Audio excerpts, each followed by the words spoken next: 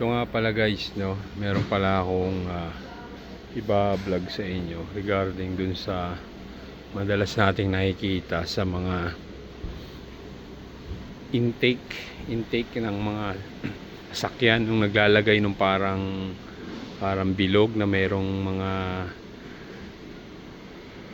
daanan ng hangin na sabi raw hindi raw kailangan nun dahil nare-restrict, dapat daw open. Pero ito, pakita ko sa inyo bakit yung mga mismong car manufacturer ay talagang nilalagyan talaga nila yung ganun, yung design.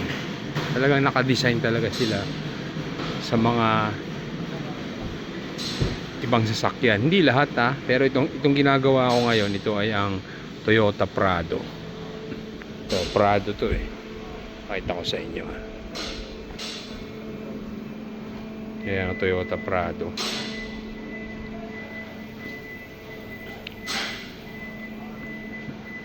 Tanggalin natin, okay, tanggalin natin tong air filter para malaman nyo kung ano yung sinasabi ko.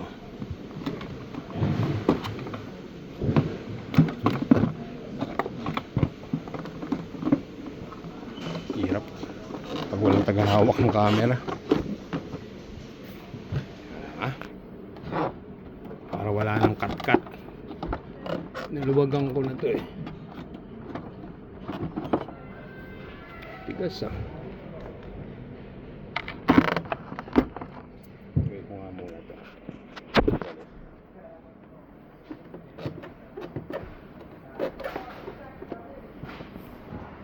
So ayan, tanggalan na natin to air filter.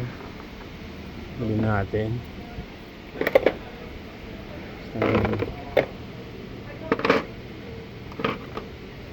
para mabilisan lang. Gawin natin ito ba yan?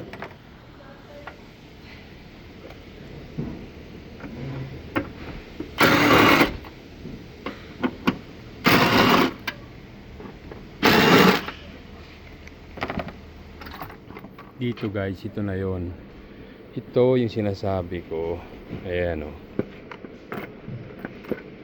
kita nyo to. Ito yung laging pinag-uusapan na dapat daw, yung pa kasi naglalagay ng ganito, dapat daw wala na to dahil magre-restrict pa raw yung hangin. Pero titignan nyo, bakit ito dito original pa to, kumbaga ito talaga yung design nya, meron talaga siyang ganyan.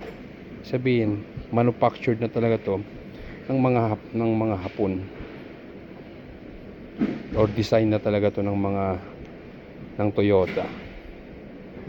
So sa mga nagsasabi ito paano natin to i-explain na meron talagang ganito.